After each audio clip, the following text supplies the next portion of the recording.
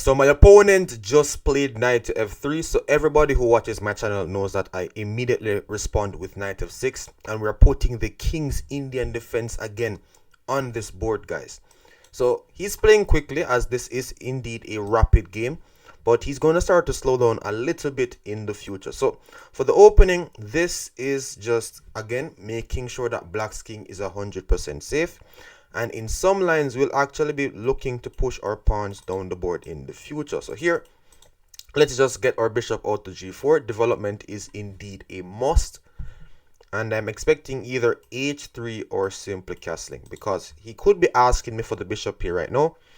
And we're just going to see where that is going to go. So yeah, h3 or castles, guys. So it's still the principles, but my opponent is taking some time here. So he chooses simply castling his king, and now I'm going to finish my development now. So by all means, this is completely okay for black, but again, he could ask me for the bishop here right now, and I will completely give this up. So for the King's Indian, remember, for this structure, I am simply playing for the dark squares.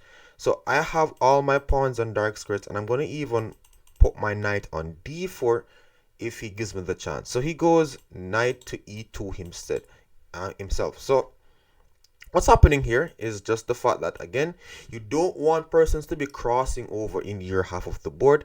That's how you get attacked. So he's simply putting his knight on e2 so that when he pushes this pawn to d5, I am unable to put my knight on d4. So luckily, unfortunately, he doesn't know that I will still put it there. So I'm now putting my knight on, my rook on e8, and after pawn to d5, I have two moves. I could play knight to e7, but remember, in chess, we always check our forward moves.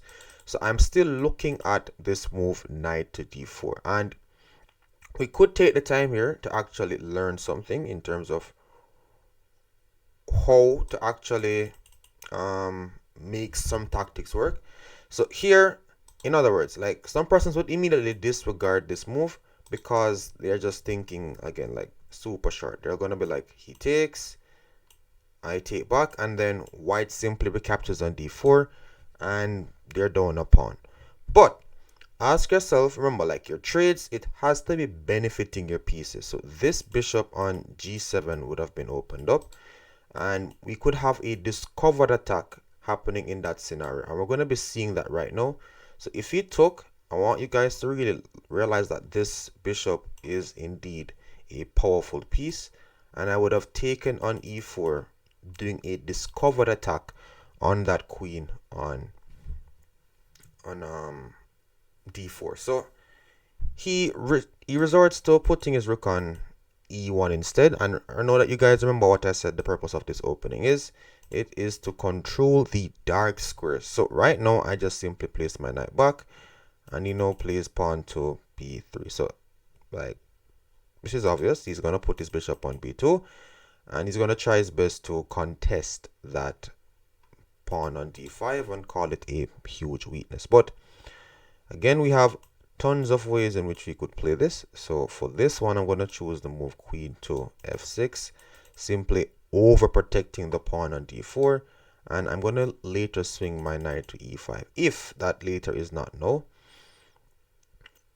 Yeah, it's not no. So yeah, he's not winning this pawn anytime soon, and knight to e4 could be a little bit hard for my opponent to deal with. So I could also play like c5. I'm looking to play c5 to actually make my life much easier, just like protecting the pawn forever. So let's do this. And now I have a pass pawn on the d file. So this is really, really good for me. And he emperors on. So I'll simply recapture, and everything looks alright. So I'm going to be playing pawn to c5 in the future. And the minute that is done, then I would have successfully gotten a better structure with, again, just the fact that I have a pass pawn down the board. Now, this piece is loose on b2. I could look to bring my rook to b8 to actually start breaking down that structure as well. So it goes rook to b1 to protect the bishop. So in general, guys, remember, you don't want to practice to actually have loose pieces. So I'm going to go now rook to b8. And c5 followed by moves like knight to e5 is what I'm thinking of currently. So he's putting his pawn on g3 to slide his bishop back on d2 or g2. All right, I'm gonna have to maybe like have an after review after this match to show you guys exactly in more detail what is actually happening here, because remember, this is indeed a rapid game, so I will not be able to tell you guys all my thoughts into complete detail. But here, what I'm doing with these pawns is basically shutting this bishop out on b2. So he's now planning to stop my knight from getting to the active square on e5, putting some pressure on his half of the board by putting his pawn to f4. So remember, chess is a battle of ideas. Now, my knight still has to find a nice home. So there is two things I'm worried about here. My knight and my bishop. My bishop on g7 isn't really the best. I could look to bring it on the open diagonal here, but I'm going to play this move pawn to h5 first. So this is to discourage this move pawn to f4, or I will have pawn to h4. Now this is super advanced concepts, guys. So for like super low rated viewers, this might sound like really complex, but I will break this down after just to make sure that you guys are seeing exactly what's happening. So yeah, so h4 here is simply to again discourage pawn to f4. So he goes rook to f1, and maybe he still wants f4. I'm going to be playing pawn to h4 now, and just trying to bait him to play this move pawn to g4. Alright, and he has, and this is now where the dark squares are going to be coming in my favor. So remember this bishop I was telling you that was on g7. I didn't like it. I'm now putting it on h6, and I'm going to start like hammering in on those dark squares if he gives me the chance. This is, believe it or not, somewhat his good bishop, which is in a bad space. This bishop, what you want to know to like see what a bishop, if you want to like know how a bishop is good or bad, I want you guys to actually look at like the pawns.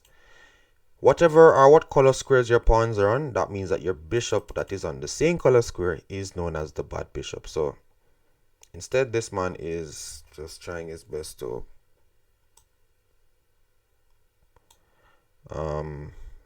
trade.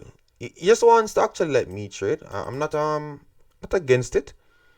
More, I want to have like my good knight versus his bad bishop. So yeah, guys, it's a rapid match. Yeah, you're gonna have to like stay tuned for the review, but try to see if you can predict my moves in the process. Like what if I'm playing what you guys are thinking of playing, could mean that you're on the right path. If none of my moves are making sense to you, then again we're gonna need to like actually speak. So here, queen to f3 has been played, and I'm thinking of two moves. I could play either g5 or just simply capturing on c1. Both on my end are okay. I'm gonna lean to this one, which is bishop takes on c1. So I'm swapping off all the heavy pieces. Sorry, not heavy pieces. All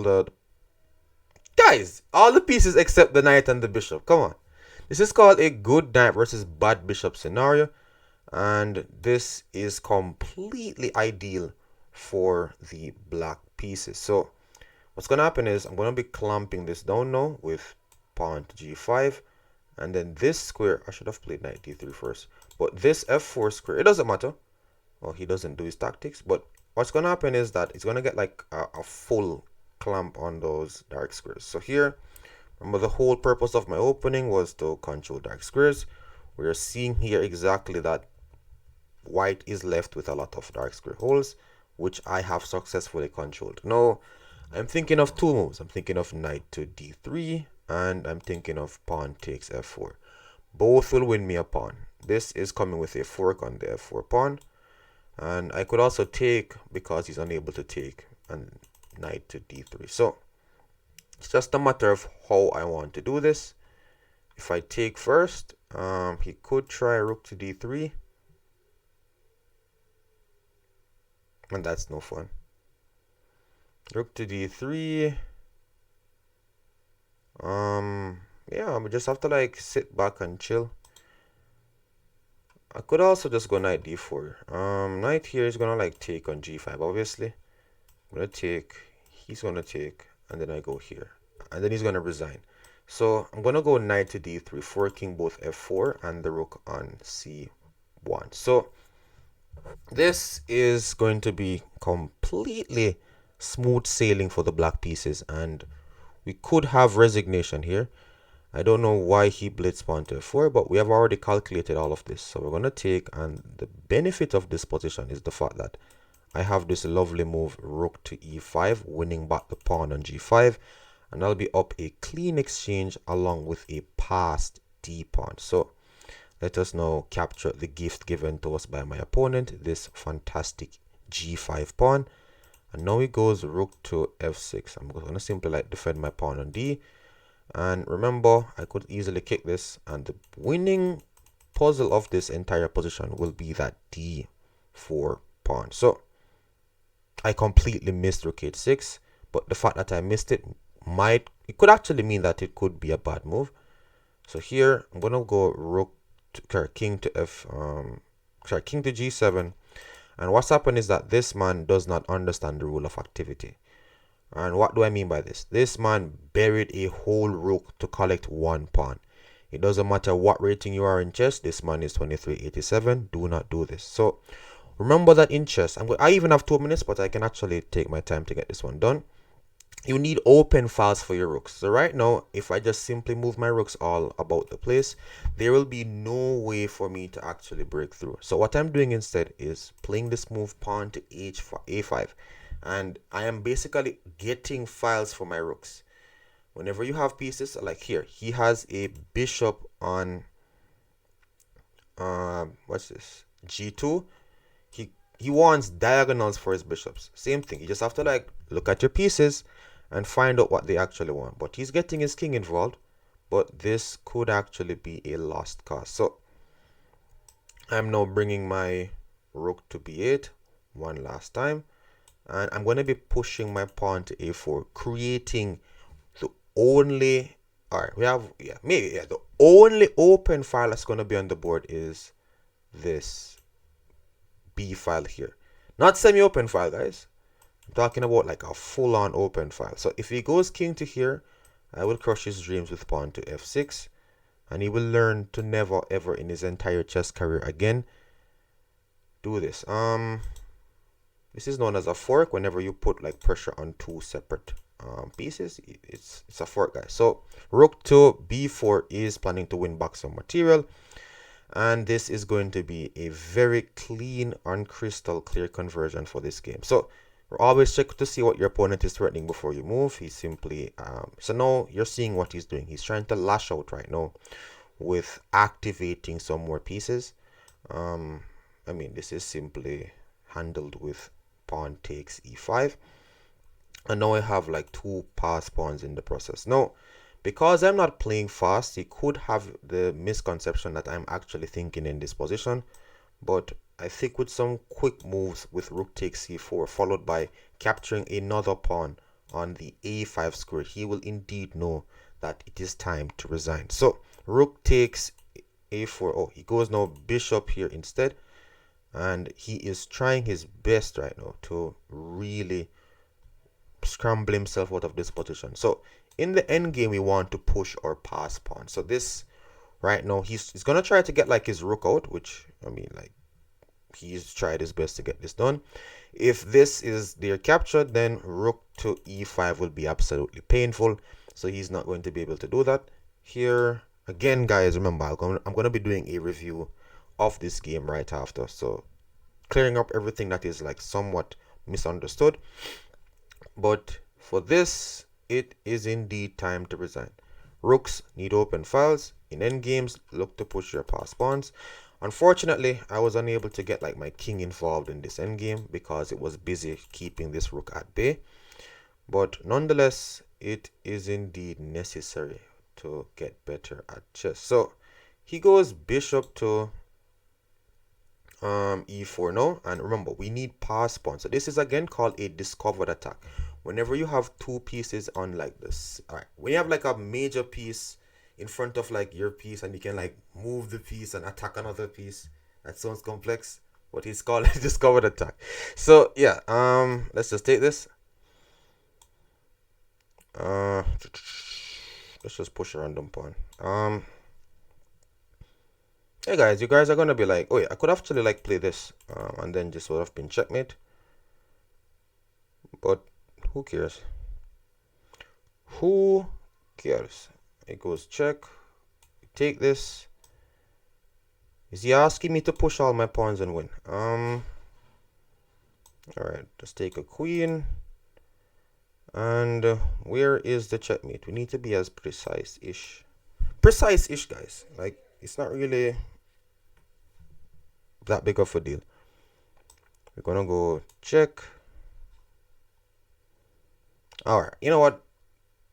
This followed by some subsets checkmate, but let's just do a ladder mate for the viewers. You know what? I teach to bring all the pieces, so let's do this. Alright, that's checkmate, guys.